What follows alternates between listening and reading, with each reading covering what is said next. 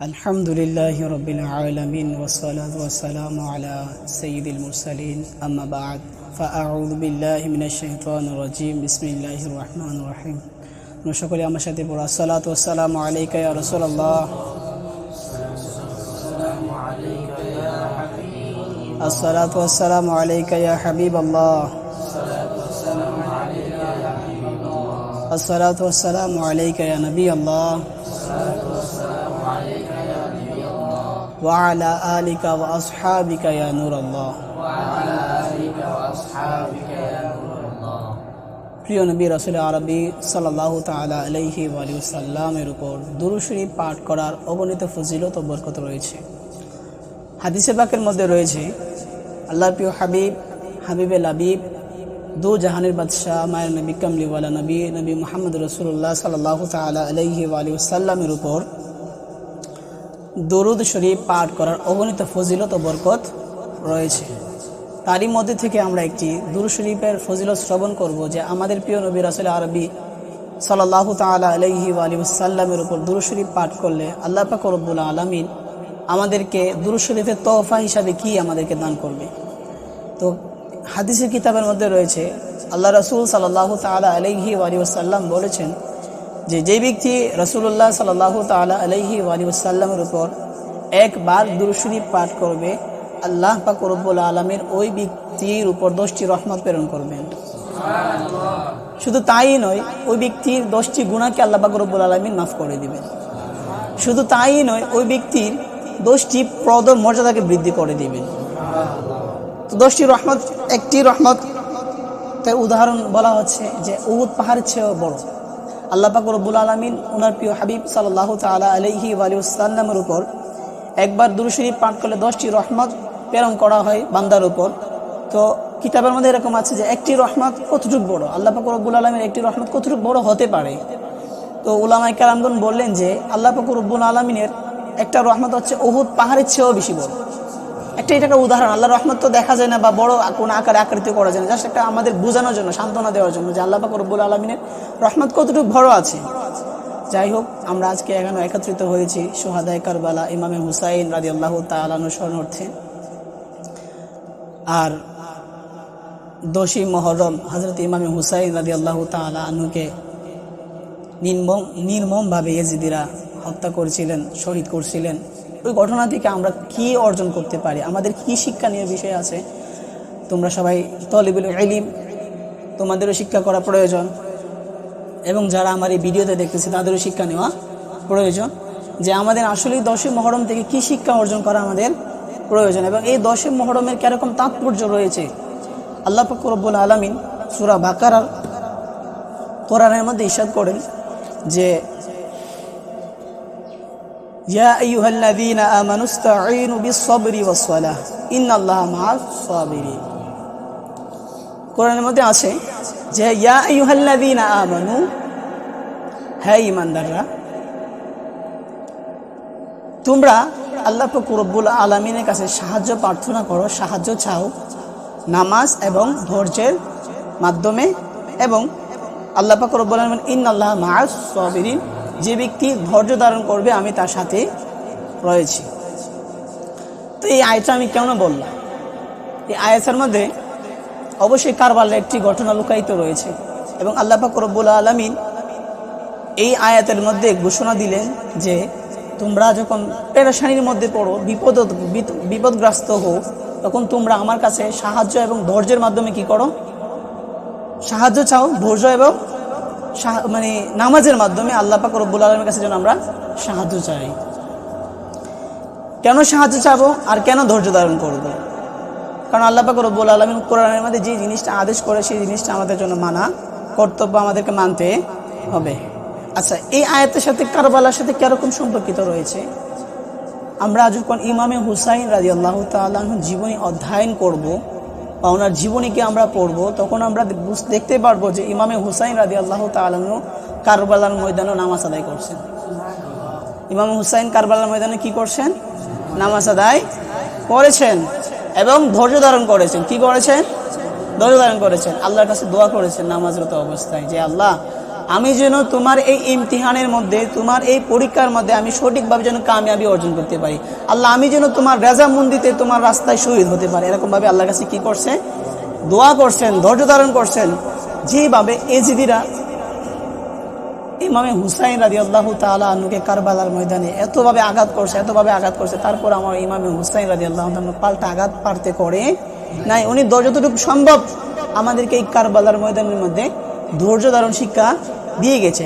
আর যেহেতু আমাদের এই মহরম মাসটা শুরু হয়, ইসলামের প্রথম বছরে যে মাসটা আছে সেই মাসটা শুরু হয় মহরম মাস দিয়ে।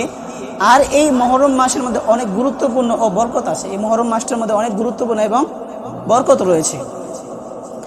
আর এই মাসটা যখন আমাদের মধ্যে আগমন করে, প্রবেশ করে, তখন এটা আমাদের ব্যথা বা আমাদের ধৈর্য, ত্যাগ এবং এই জিনিসগুলোর শিক্ষা দেয়। ধৈর্য ধারণ করা এবং ত্যাগ অর্থাৎ নিজেকে বিসর্জন দেওয়া, এগুলো কি দেয়? এই মাসে আমাদেরকে মহরম মাস শিক্ষা দেয়। কারণ ইমামে হুসাইন রাদিয়াল্লাহু তাআলা আনহুর যখন গঠন আমরা পড়ি, জীবনী যখন আমরা অধ্যয়ন করি, তখন আমরা বুঝতে পারি যে উনি কতটা ত্যাগ দিয়েছেন ইসলামের জন্য। অর্থাৎ নানা প্রিয় নবী রাসূল আরবি সাল্লাল্লাহু তাআলা আলাইহি ওয়া সাল্লামের উম্মতের জন্য উনি কতটা ত্যাগ দিয়েছেন। আচ্ছা, আমি কোরআনের আয়াতের দিকে ছিলাম যে ইন্নাল্লাহা মা'আস সাবিরিন, যে আল্লাহ পাক রব্বুল আলামিন বলে যারা নামাজ এবং ধৈর্যের মাধ্যমে সাহায্য চায়, আমি আল্লাহর কাছে আমি ওই ব্যক্তিকে কি করি? সাহায্য করি, এবং আমি ওই যে ব্যক্তি ধৈর্য ধারণ করে তার সাথে আছি। তাহলে আমরা কারবালার ঘটনা থেকে জানতে পারলাম যে কারবালার ঘটনার মধ্যে ইমামে হুসাইন রাদিয়াল্লাহু তাআলা আনহু উনি সবসময় কি করতেন? ধৈর্য ধারণ করতেন। এত অত্যাচার, এত আঘাত, এত কিছু, উনি সবসময় কি করতেন? ধৈর্য ধারণ করতেন। আচ্ছা, এর মধ্যে ধৈর্যের একটা আমি উদাহরণ দিব। খাজা মঈনুদ্দিন চিশতি রাহমাতুল্লাহি তাআলা আলাইহি, অর্থাৎ উনার সাথে যখন পৃথ্বীরাজের এবং বাদশার একটা যুদ্ধ হয়, তখন কিন্তু ওনাকে মুসলমানদেরকে কি করে? পানি বন্ধ করে দিয়েছিল। পানি বন্ধ করে দিয়েছিল না? পানি বন্ধ করে দিয়েছিল। তো ওনার একটা কেরামত এরকমভাবে দেখাইছিলেন যে পুরো আয়না সাগরের পানি একটা লোটার মধ্যে নিয়ে নিয়েছিলেন। এটা হচ্ছে ওনার একটা কেরামত।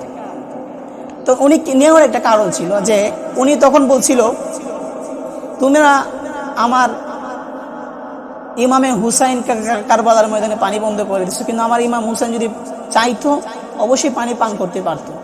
আমার ইমামে হুসাইন যদি চাইতো অবশ্যই পানি পান করতে পারতো। কারণ এমন কোনো মানুষ নাই যে ইমাম হুসাইনকে আটকাবে। কারণ ইমামে হুসাইন ছিল রাসূলুল্লাহ সাল্লাল্লাহু তাআলা আলাইহি ওয়াসাল্লামের খুন। ইমাম হুসাইন কি ছিল? রাসূলুল্লাহ সাল্লাল্লাহু আলাইহি ওয়াসাল্লামের খুন আর মাওলা আলী রাদিয়াল্লাহু তাআলা আনহুর পুত্র সন্তান। কারণ যে আলীকে কাফেররা দেখলে দৌড়ে পালাইতো, সেই আলী সন্তান ছিল। কারবালার ঘটনা যখন আমরা পড়ি যে আলী আকবর, হযরত ইমামে কাসেম রাদিয়াল্লাহু তাআলা আনহু, ওনারা যখন যুদ্ধের ময়দানে গেছেন, ওনাদের জীবনী থেকে পাওয়া যায় যে এক একটা কাফেরকে কুচু কাটার মতো, কুচু যেভাবে কাটে এরকমভাবে কুচু কাইটা জাহান্নামে নিক্ষেপ করতেছে। ওনাদের এরকম যুদ্ধ করা দেখে ওই কাফের মুশরিকরা কি পেয়ে যায়? ভয় পেয়ে যায়। ভয় পেয়ে সবাই পালিয়ে যায়। তো এটা হচ্ছে ওনাদের একটা কি সুজাআত, বাহাদুরি। ওনাদের কি বাহাদুরি। কিন্তু ওনারা নিজেই আল্লাহ রাসূল সাল্লাল্লাহু তাআলা আলাইহি সাল্লামের কথা অনুযায়ী, হুকুম অনুযায়ী নিজেই আল্লাহ রাস্তায় কি হয়ে গেছেন? কুরবান হয়ে গেছেন, যাতে করে ইসলাম জীবিত হয়, ইসলামকে আমরা সঠিকভাবে ইসলামকে আমরা পাই। কারণ ওনারা যদি কারবালার ময়দানে শহীদ না হতেন, তাহলে আমরা ইসলামকে আজকে এই সুন্দরভাবে পাইতাম না। অর্থাৎ এজিদি ইসলাম এখানে চলে আসতো, এজিদি ইসলাম চলে আসতো। কারণ এজিদে মদ পান করা, সুদ খাওয়া, ঘুষ খাওয়া, এজিদি কি করতো? নিজের মধ্যে বাস্তবায়ন করত। এবং মেয়ে নিয়ে নাচানাচি করা, আরো বিভিন্ন রকমের কার্যকলাপ, যে গুনাহ ভরা দিন ছিল, সেগুলো সে এগুলোকে জায়েজ মনে করতো এবং সে নিজে এগুলো করতো। কারণ এই ইমামে হুসাইন রাদিয়াল্লাহু তাআলা চিন্তা করলেন যে আজকে যদি আমি এজিদের কাছে বায়াত গ্রহণ করি, তাহলে দেখা যাচ্ছে আমার নানার ইসলামটা আর ইসলাম থাকবে না। অর্থাৎ ইসলাম কি হয়ে যাবে? ধ্বংস হয়ে যাবে। কাজে আমাকে নানার ইসলামের জন্য আমাকে কি করতে হবে? প্রয়োজন হলে আমি শহীদ হবো, কিন্তু এজিদের হাতে বায়াত গ্রহণ করবো না। বলেছিলাম যে উনি যদি চাইতেন, ইমাম হুসাইন যদি চাইতেন, অবশ্যই পানি পান করতে পারতেন। কারণ একজন খাজা মঈনুদ্দিন চিশতি রাহমাতুল্লাহি তাআলা আলাইহি যদি আওলাদে রাসূল হয়ে পৃথ্বীরাজ বা অন্য যারা রাজা যারা ছিল, ওরা পানি পান করতে দেয় নাই, পুরা পানি খেয়ে লোটার মধ্যে বরণ করে নিয়েছে, ইমাম হুসাইনকে ক্ষমতা ছিল না? অবশ্যই ইমাম হুসাইনের ক্ষমতা ছিল। আমরা সবাই এটাকে বিশ্বাস করি। ইমাম হুসাইনের কারামত শুনলে দেখা যাচ্ছে ইমাম হুসাইন রাদিয়াল্লাহু তাআলা আনহু যখন ছোটবেলায় রাস্তা দিয়ে খেলতেন, তো রাস্তা দিয়ে যাওয়ার পথে একটা কূপ ছিল, কূপ অর্থাৎ কূপ যেটা বলা যেটা আমাদের পানির একটা জায়গা আছে, ওই জায়গার মধ্যে ইমাম হুসাইন রাদিয়াল্লাহু তাআলা আনহু রাস্তা দিয়ে যাচ্ছেন। আর ওই জায়গার পানি অনেক লবণাক্ত ছিল, অনেক কি ছিল, লবণাক্ত ছিল। তখন ইমাম হুসাইন রাদিয়াল্লাহু তাআলা আনহু কি করলেন, যে ওনার একটু থুতু মুবারক ওই পানির মধ্যে পালায় দিলেন। পালায় দেওয়ার পরে যখন ওই জায়গার থেকে মানুষ পানি খাইলে এখন পানি মিষ্টি হয়, সুস্বাদু হয়। এটা হচ্ছে ইমাম হুসাইনের থুতু মুবারকের ফজিলত, কারামত। তাই ইমাম হুসাইনের যে থুতু মুবারক যদি পানি এরকম ভাবে মিষ্টি জাতীয় হয়, এত সুন্দর হয়, তাহলে ইমাম হুসাইন কি যদি চাইতো যে আমি কারবালার ময়দানে সবাইকে শেষ করে দিব, ইমাম হুসাইন পারতেন না? অবশ্যই পারতেন। কারণ কেন করেন, যে আল্লাহ পাকের হুকুম ছিল এবং রাসূলুল্লাহ সাল্লাল্লাহু তাআলা আলাইহি ওয়াসাল্লাম আমাদের ইমামে হুসাইন রাদিয়াল্লাহু তাআলা আনহুকে বলে গিয়েছেন যে কারবালার ময়দানে তুমি আমার উম্মতের জন্য কি হইবা, শহীদ হইবা। আর আমার উম্মতরাই তোমাকে, নামদারি উম্মত যারা আছে তারাই তোমাকে কি করবে, কারবালার ময়দানে শহীদ করবে। এই জন্যই বলতেছিলাম যে খাজা মঈনুদ্দিন চিশতি রাহমাতুল্লাহি তাআলা যদি আয়না সাগরের পানি সামান্য একটা লোটার মধ্যে, একটা পাত্রের মধ্যে নিয়ে আসতে পারে, তো আমার ইমামে হুসাইন, ইমামে আলা ও বালা হযরত ইমামে হুসাইন রাদিয়াল্লাহু তাআলা যদি চাইতেন যে পুরা ফুরাত নদীর পানি নিয়ে আসতে পারতেন, যদি চাইতেন যে পুরা ফুরাত নদীর পানি উনি নিয়ে আসতে পারতেন, কিন্তু তা এমন করাটা করে নাই। কারণ কেন, উনি ধৈর্য ধারণ করেছে। অর্থাৎ আল্লাহ আমাকে ইমতিহান নিচ্ছে, আল্লাহ আমাকে পরীক্ষা নিচ্ছে। আচ্ছা, আল্লাহ কিভাবে পরীক্ষা নিচ্ছে? আল্লাহ পাক রব্বুল আলামিন এর পরের আয়াতের মধ্যে বলেন যে ওয়ালা নাবলুওয়ান্নাকুম বিশাইইম মিনাল খাউফি ওয়াল জু'i ওয়া নাকসিম মিনাল আমওয়াল ওয়াল আনফুসি ওয়াস সামারাত ওয়া বাশশিরিস সাবিরিন। এই আয়াতের মধ্যে আমার আল্লাহ পাক রব্বুল আলামিন বলেন ওয়ালা নাবলুওয়ান্নাকুম, আমি তোমাদেরকে পরীক্ষা করব, ইমতিহান নিব, বিশাইইম জিনিস দিয়ে, কিছু জিনিস দিয়ে তোমাদের কি করব, পরীক্ষা নিব, মিনাল খাউফি ওয়াল জু', অর্থাৎ ভয় এবং ক্ষুধা দিয়ে, ভয় এবং ক্ষুধা দিয়ে, ওয়ানাকসি মিনাল আমওয়াল, এবং সম্পদকে, অর্থাৎ তোমার সম্পদকে কি করে, নষ্ট করে, ধ্বংস করে আমি কি করব, তোমার কাছ থেকে কি নিব, পরীক্ষা নিব। ওয়াল আনফুসি ওয়াস সামারাত, অর্থাৎ নিজের নফসের উপর আল্লাহ পাক রব্বুল আলামিন কি নিবে, পরীক্ষা নেবে। ওয়াস সামারাত, অর্থাৎ রিজিকের উপর দিয়ে আল্লাহ পাক রব্বুল আলামিন কি নিবে। আজকে আমরা এই আয়াতটাকে নিয়ে একটু চিন্তা ভাবনা করলে কারবালার ময়দানে পরিপূর্ণ ইমতিহানটা পাওয়া যায়। কারবালার ময়দানে এই পরিপূর্ণ ইমতিহানটা কারবালার ময়দানে কি পাওয়া, সম্পূর্ণটা পাওয়া যায়। কিভাবে পাওয়া যায়? কারবালার ময়দানে ইমাম হুসাইন রাদিয়াল্লাহু তাআলা ক্ষুধার্ত ছিলেন। 3 দিন ধরে ইমাম হুসাইন পানাহার ছিল। কোনো কিছু খাইতে দেয় নাই তারা, ইজিদিরা কোনো কিছু, বক্ষণ পানি পর্যন্ত বন্ধ করে দিয়েছিল ইজিদিরা। তো ইমাম হুসাইন এই কঠিন মুসিবতের মধ্যে ইমাম হুসাইন কি পরীক্ষা দেয় নাই? কোরআনের সাথে কি ইমাম হুসাইনের ঘটনা মানে মিলতেছে না? অবশ্যই মিলতেছে। তারপরে কি ছিল? এরপরে ওয়ানাকসি মিনাল আমওয়াল, আমওয়াল অর্থ সম্পদ। কিন্তু এরকম আছে যে সবচেয়ে বড় সম্পদ হচ্ছে ছেলে সন্তান বা সন্তানই হচ্ছে একজন মানুষের জন্য সবচেয়ে বড় সম্পদ, সবচেয়ে বড় সম্পদ। আর এই সম্পদগুলো ইমাম হুসাইন রাদিয়াল্লাহু তাআলা কারবালার ময়দানে উৎসর্গ করে দিয়েছে। অর্থাৎ হযরত আলী আসগর রাদিয়াল্লাহু তাআলা আনহুকে উনি কারবালার ময়দানে উৎসর্গ করে দিয়েছেন। হযরত কাসেম রাদিয়াল্লাহু তাআলা আনহুকে উনি কি করে দিয়েছেন, কারবালার ময়দানে উৎসর্গ করে দিয়েছেন। আলী আসগর ছোট একজন নান্না শিশু ছিল, যে কিনা 6 মাসের ছিল, ছোট একটা বাচ্চা। সেই বাচ্চাকে ইজিদিরা ছাড়ে নাই, সেই বাচ্চাকে ইজিদিরা ছাড়ে নাই। কারণ এই যে ইমামে হুসাইন রাদিয়াল্লাহু তাআলা সম্পদের উপর দিয়েও পরীক্ষা আল্লাহ পাক রব্বুল আলামিন নিয়েছে। তারপরে ইমামে হুসাইন শব্দ বলে নাই। কি বলেছে? আল্লাহ, তোমার ইমতিহান যেন আমি পরিপূর্ণভাবে কামিয়াবি অর্জন করতে পারি, তোমার ইমতিহান যেন আমি, তোমার এই পরীক্ষাটা যেন আমি পরিপূর্ণ আমার নানার উম্মতের জন্য যেন আমি সঠিকভাবে কামিয়াবি অর্জন করতে পারি। আল্লাহ পাক রব্বুল আলামিনের কাছে ধৈর্য ধারণ করেছেন, ধৈর্য চেয়েছেন। আচ্ছা, তারপরে এভাবে আলী আকবর, আলী আসগর, হযরত কাসেম, আরও অন্য যারা শহীদ হয়েছে, ওনাদের এই মাল দিয়ে সন্তানকেও বোঝানো হয়, সম্পদ দিয়ে কাকেও বোঝানো হয়, সম্পদ দিয়ে সন্তানদেরকেও বোঝানো হয়। কাজেই আমরা এখান থেকে সম্পদ দিয়ে যদি সন্তানকেও বোঝাই, তাহলে বুঝতে পারবো যে কারবালার ময়দানে ইমামে হুসাইন রাদিয়াল্লাহু তাআলা আনহু ওনার সম্পদ দিয়েও উনি ধৈর্য ধারণ করেছে। আচ্ছা, আজকে যদি আমার সামনে একটু চিন্তা করে দেখো, আজকে যদি আমার সামনে আমার ছেলেকে হত্যা করে কেউ, আমি বসে থাকতে পারবো? এখানে আমি বসে থাকতে পারবো? তো ওই সময়টার মধ্যে আমার ইমামে হুসাইন রাদিয়াল্লাহু তাআলা কতই না ধৈর্য ধারণ করেছে, যে সময় নিজে উনি কাঁধে করে ইমামে আলী আসগর উনার লাশ মুবারক কোলে করে নিয়ে আসতেন, আলী আকবরের লাশ মুবারক কাঁধে করে নিয়ে আসলেন, ইমামে কাসেম রাদিয়াল্লাহু তাআলা আনহুর লাশ মুবারককে কাঁধে করে নিয়ে আসতেন। সে কেমন ভাবা যে বাবা আল্লাহ পাক রব্বুল আলামিন কেমন ধৈর্য দিয়েছে যে কিনা নিজের ছেলের লাশ মুবারক নিজের কাঁধে করে নিয়ে আসছে যুদ্ধের ময়দান থেকে, কিন্তু তারপরে আল্লাহ পাক রব্বুল আলামিনের কাছে ও শব্দটাও করে নাই, ধৈর্য ধারণ করেছে। আজকে আমরা কারবালার ময়দান থেকে একটাই শিক্ষা পাই, সেটা হচ্ছে ধৈর্য ধারণ করা। সেটা হচ্ছে কি করা? ধৈর্য ধারণ করা। আমরাও যদি কোনো মুসিবতের মধ্যে পড়ি, সে কারবালার ঘটনাকে স্মরণ করব যে ইমামে হুসাইন কতটা মুসিবতের মধ্যে ছিল, অথচ ইমামে হুসাইন ধৈর্য হারা হয় নাই। ইমামে হুসাইন যখন আলী আকবরকে জঙ্গের মধ্যে পাঠায়, কাসেমকে জঙ্গের মধ্যে পাঠায়, একটাই নসিহত করেছিল যে তুমি তোমার পক্ষ থেকে কখনো সর্বপ্রথম আঘাত করবা না, তুমি তোমার নিজে থেকে কখনো সর্বপ্রথম আঘাত করবা না, তোমাকে যে আঘাত করবে তুমি সেটার উত্তর দিবা। এটা হচ্ছে আহলে বায়তের শিক্ষা। আজকে আমরা যদি আহলে বায়তকে অনুসরণ করি, ইমামে হুসাইনকে ভালোবাসি, অথচ আমাদের মধ্যে এরকম চরিত্র কি আছে?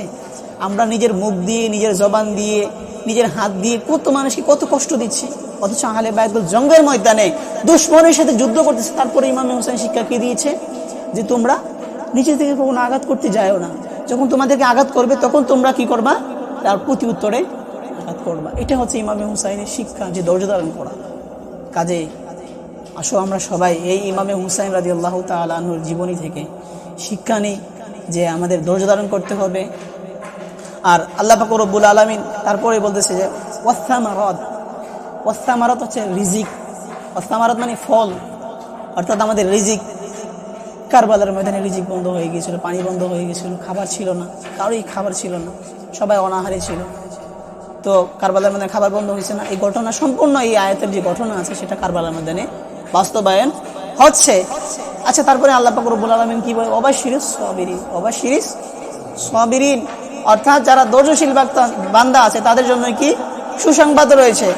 এই জন্য ইমামে হুসাইনের জন্য সুসংবাদ, কারণ ইয়াজিদ তো মুর্দাবাদ হয়ে গেছে, ইয়াজিদ লানতি ধ্বংস হয়ে গেছে, আজও ইমাম হুসাইন জীবিত রয়েছে।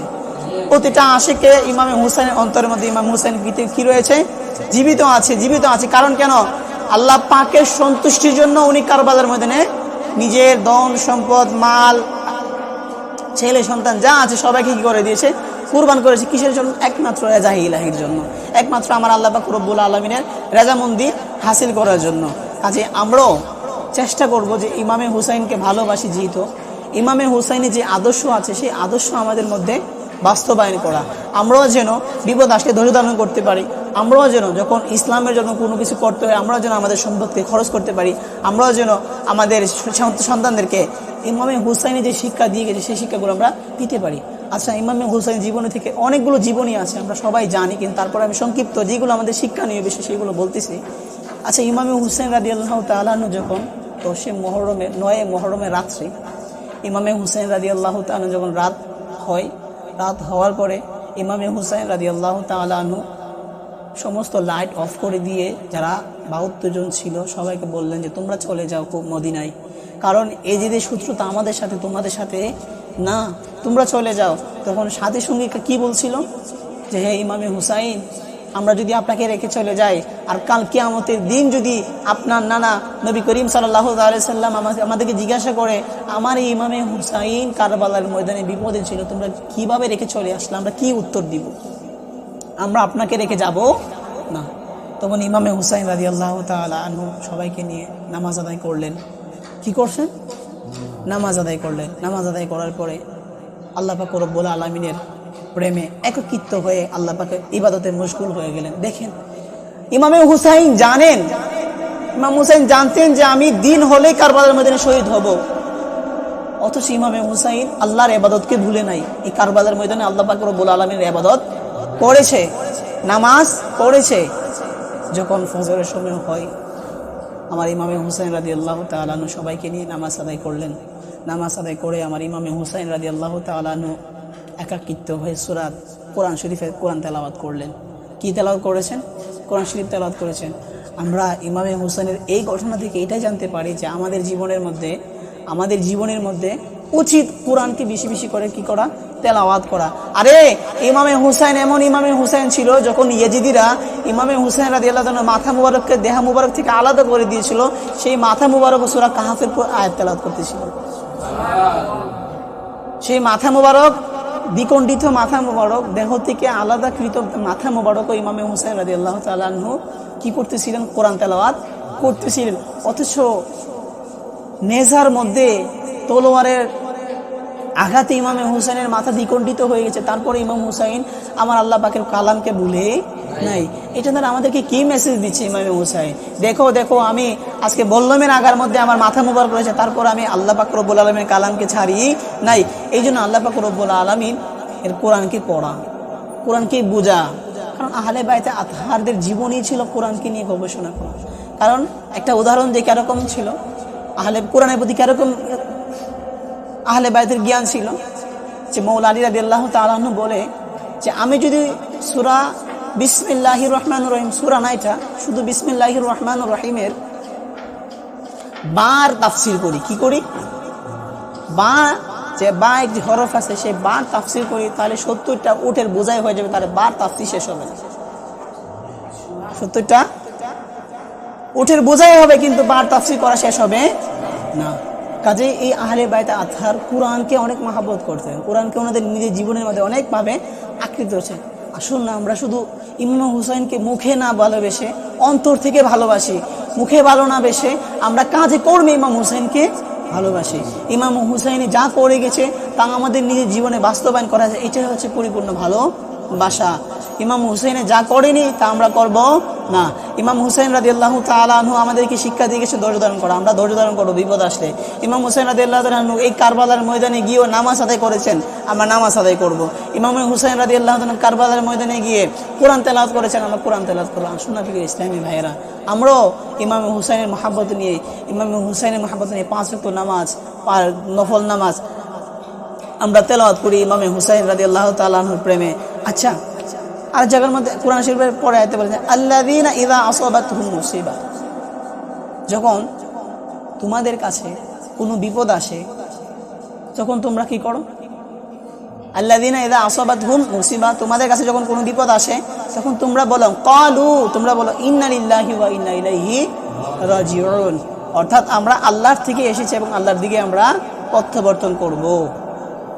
এটা দ্বারা কি বোঝায়? কারণ আল্লাহ পাক রব্বুল আলামিন আমাদেরকে সৃষ্টি করেছে, আবার যখন আমরা মৃত্যুবরণ করব তখন আমরা আল্লাহ পাকের দিকেই আবার ধাবিত হব। তো ইমামে হুসাইন রাদিয়াল্লাহু তাআলা আনহুর জীবনী থেকে বা আমরা এই কোরআন থেকে বুঝতে পারলাম যে ইমামে হুসাইন রাদিয়াল্লাহু তাআলা আনহুর জীবনীটা কোরআনের মধ্যেও পাওয়া যায়। কারণ ইমামে হুসাইন রাদিয়াল্লাহু তাআলা একমাত্র কারবালার ময়দানে শহীদ হয়েছেন আল্লাহ পাক রব্বুল আলামিনের সন্তুষ্টির জন্য। কিসের সন্তুষ্টির জন্য? আল্লাহ পাক রব্বুল আলামিনের সন্তুষ্টির জন্য। কাজেই আমাদেরকে আল্লাহ পাক রব্বুল আলামিন যেন ইমামে হুসাইনের যেভাবে ভালোবাসার হক, আল্লাহ যেন আমাদেরকে সেভাবে ইমাম হুসাইনকে ভালোবাসার তৌফিক দান সকল বলে আমিন। আচ্ছা, এই ইমামে হুসাইন রাদিয়াল্লাহু তাআলা আনহু যে নফল নামাজ আদায় করেছেন কারবালার ময়দানে বা নামাজ আদায় করেছেন, আসলে আমরা এখন হাদিস থেকে শ্রবণ করব যে আশুরার দিন বা অর্থাৎ আশুরার রাত্রে নফল নামাজ আদায় করলে আমাদের এরকম ফজিলত রয়েছে। আল্লাহ পাক রব্বুল আলামিন রাসূল সাল্লাল্লাহু আলাইহি সাল্লাম কি বলেছেন যে আশুরার নামাজ নিয়ে কিতাবের মধ্যে এরকম রয়েছে যে ব্যক্তি আশুরার দিবসে রাত্রিবেলায় অর্থাৎ 10 মুহররমের রাত্রিবেলা 4 রাকাত নফল নামাজ এইভাবে আদায় করবে, অর্থাৎ 2 রাকাত করে, যে প্রত্যেক রাকাতে সূরা ফাতিহার সাথে 50 বার সূরা ইখলাস পাঠ করবে। কি পাঠ করবে? সূরা ইখলাস পাঠ করবে, অর্থাৎ কুল হুয়াল্লাহু আহাদ পাঠ করবে। এভাবে করে ওই ব্যক্তি 4 রাকাত নামাজ আদায় করবে।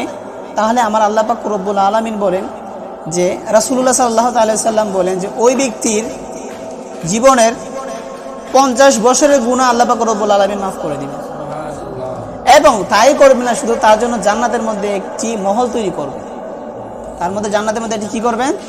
মহল তৈরি করবেন। যদি আপনি ইমামে হুসাইন রাদিয়াল্লাহু তাআলা আনহুর কথা স্মরণ করে নফল ইবাদত করে সূরা ইখলাস প্রতি রাকাতের মধ্যে 50 বার করে যখন আমরা এই 4 রাকাত নামাজ এভাবে আদায় করব। আদায় করার বিনিময়ে আল্লাহ পাক রব্বুল আলামিন আমাদেরকে 50 বছরের গুনাহ কি করে দিবেন, মাফ করে দিবেন, এবং জান্নাতের মধ্যে তার জন্য কি করবেন, একটি মহল তৈরি করবেন।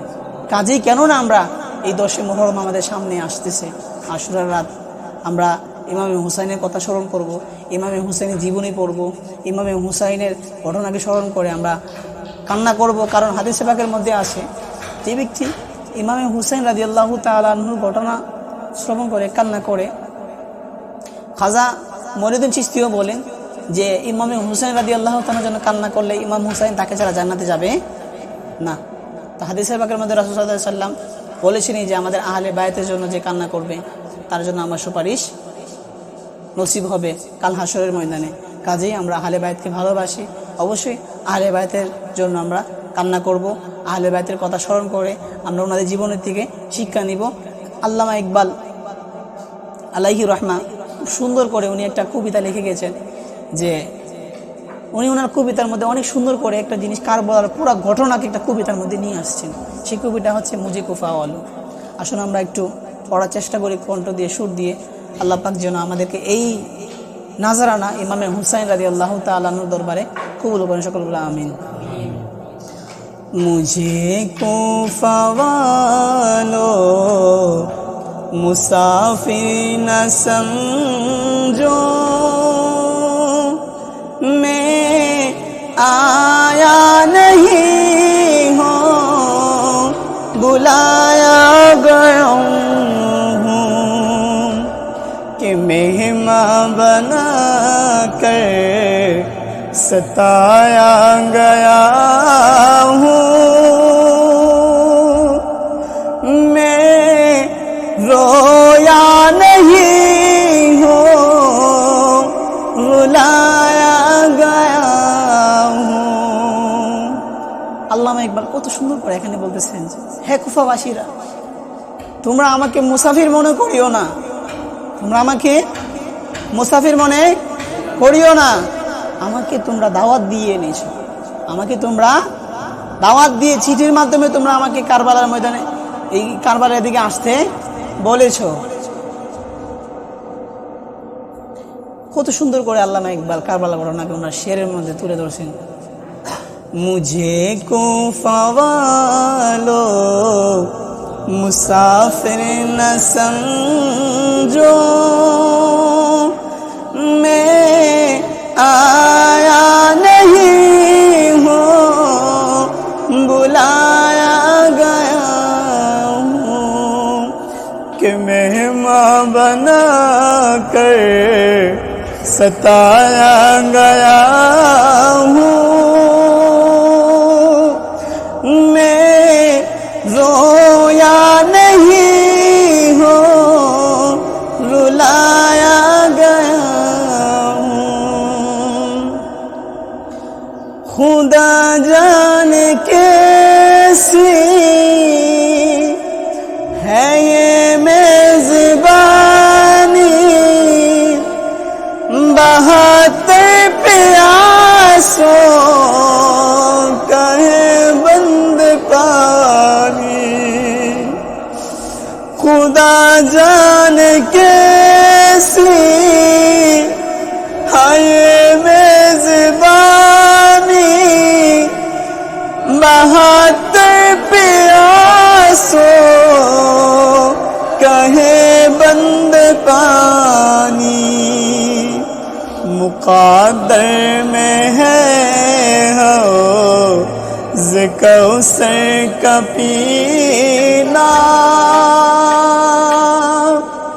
मुक़द्दर में है हो ज़िक्र का पीना। मैं प्यासा नहीं हूँ पिलाया गया हूँ, मैं प्यासा नहीं हूँ पिलाया गया हूँ। झुकाता जो सर बारगाह खुदा में, वही से कलम हो गया करबला में, शहादत की मंजिल को पाया है मैंने, शहादत की मंजिल को पाया है मैंने। मैं मुर्दा नहीं हूँ, जिलाया गया हूँ, मुझे कोफा वालों मुसाफिर न समझो। मैं आया बुलाया गया हूँ, कुफा बाशिया माए मुसाफिर भेबोना। আমি এমনি আছিনি, দাওয়াতে এসেছি, কুফাবাসী আমায় মুসাফির ভেবোনা। আমি এমনি আসিনি, দাওয়াতে এসেছি। কাজে এই আল্লামা ইকবাল এর ঘটনার মধ্যে এই যে কবিতাটা লিখেছেন ইমামে হুসাইন কারবালার শানে, এটার মধ্যে পুরাটা ঘটনার মধ্যে যখন আমরা মনোযোগ দিয়ে, গভীর মনোযোগ দিয়ে চিন্তা ভাবনা করে এটা আমরা নিজেরা পড়বো, তখন বুঝতে পারবো যে কারবালার ময়দানে কি না ঘটেছিল কারবালার ময়দানে। যাই হোক, আমরা এতক্ষণ শ্রবণ করলাম যে ইমামে হুসাইনের ঘটনা, ইমামে হুসাইনের কারামত, ইমামে হুসাইন এর জীবনী। আল্লাহ পাক রব্বুল আলামিন যেন আমাদেরকে ইমামে হুসাইন রাদিয়াল্লাহু তাআলা আনহু সাচ্চা পাক্কা আশিকে ইমাম হুসাইন বলে সকল বলে আমিন। আল্লাহ পাক রব্বুল আলামিন যেন আমাদের সবাইকে ইমাম হুসাইনের আশিক হিসাবে, গোলাম হিসাবে কবুল করেন, সকল বলে আমিন। আল্লাহ পাক এই কারবালার ঘটনা থেকে যেন তোমাকে, আমাকে, সবাইকে যেন এই কারবালার ঘটনা থেকে শিক্ষা নিয়ে আমাদের দৈনন্দিন জীবন যেন কারবালা ইমামে হুসাইন রাদিয়াল্লাহু তাআলা আনহুর এই ঘটনাকে স্মরণ করে করে যেন আমরা নিজের জীবনকে অতিবাহিত করতে পারি। আল্লাহ পাক রব্বুল আলামিন যেন আমাদেরকে সেই তৌফিক দান করেন, সকলে বলা আমিন। ওয়া আখির দাওয়ানা আলহামদুলিল্লাহি রাব্বিল আলামিন। আসসালামু আলাইকুম ওয়া রাহমাতুল্লাহি ওয়া বারাকাতুহু।